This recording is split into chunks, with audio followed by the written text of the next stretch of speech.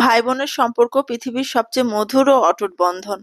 ঝগড়া, ঠাট্টা, খুনসুটির মাঝেও লুকিয়ে থাকে গভীর ভালোবাসা ও আন্তরিকতা। এই বন্ধন জীবনের প্রতিটি পদক্ষেপে গুরুত্বপূর্ণ প্রভাব ফেলে। কারণ আমাদের সুখ-দুঃখ এমনকি আনন্দ-বেদনায় ভাই-বোনেরা সর্বদাই পাশে থাকে। আর ভাই-বোনের সম্পর্ক স্বার্থসিদ্ধির সম্পর্ক নয়, এটি শুধু ভালোবাসা আর অসীম সহানুভূতির সম্পর্ক।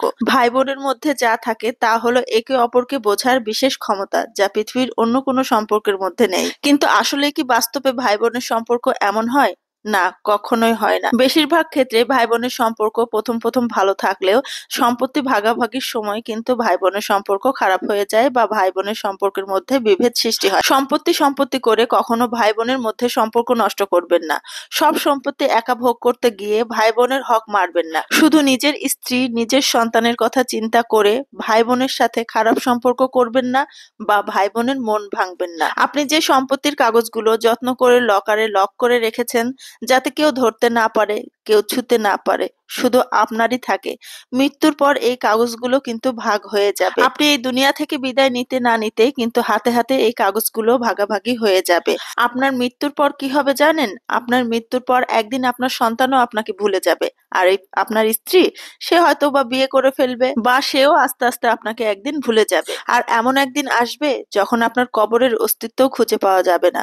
শুধু আপনার সাথে যাবে আপনার ভালো কাজগুলো, আপনার আমলগুলো। এই জন্য ভুল করে হলেও বা লোভে পড়ে হলেও আপনারা ভাই বোনের হক মারবেন না। আর লোভে পড়ে হোক আর ভুল করে হোক, যদি ভাই বোনের হক মেরে থাকেন তাহলে আজই সেই ভাই বোনকে ডেকে ক্ষমা চেয়ে নিন, ভালোবেসে বুকে টেনে নিন, তাদের কাছে তাদের হক বুঝিয়ে দিন। আমি এমনও একটা গল্প শুনেছি যে এক বোন তার বোনের হক নষ্ট করে, তার বোনকে কষ্ট দিয়ে তার মায়ের জমি সব লিখে নিয়ে সে হজে গিয়েছে সেই জমি বিক্রি করে।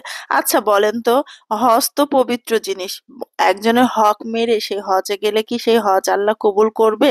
এজন্য সাধারণ মুসল্লিদের, অতি ধার্মিক মানুষদের প্রতি ভক্তি শ্রদ্ধা আস্তে উঠে যাচ্ছে। যে সত্যিকার অর্থে মুসলিম, যে সত্যিকার অর্থে আল্লাহ ভক্ত, যে সত্যিকার অর্থে দিন ইসলামের পথে চলতে চায়, সে কি কখনো কারো হক নষ্ট করতে পারে বলেন তো? আর তারা তো খুব ভালোভাবে জানে যে হকদারের হক নষ্ট করলে কি হয়, সে সম্পর্কে তারা অবগত থাকার পরও সেই কাজটাই করে। তাহলে তাদের অবস্থা কি করবে আল্লাহ পাক ভালো জানে। আমার মনে হয় মানুষের অভিশাপ নিয়ে, মানুষের হক নষ্ট করে, সে যত বড়ই হোক না কেন বা যত দূরেই হজ করতে যাক না কেন, প্রকৃতির কাছে সে অটোমেটিকলি কোনো না কোনো সময় শাস্তি ভোগ করবেই। আল্লাহ পাক সকল ভাই বোনকে বোঝার তৌফিক দান করুন এবং এইসব অন্যায় থেকে বিরত থাকার তৌফিক দান করুন। তো আমি সকাল থেকে পারাপারি করে রান্না করছি, যেহেতু বাবার বাড়ি যাব, তো সেই জন্য সিম্পল কিছু রান্না করছি। বাচ্চাদের জন্য মুরগির মাংস রান্না করা আছে, আর হাজবেন্ডের জন্য বাটা মশলায় এই রান্নাগুলো আমি করে রাখছি।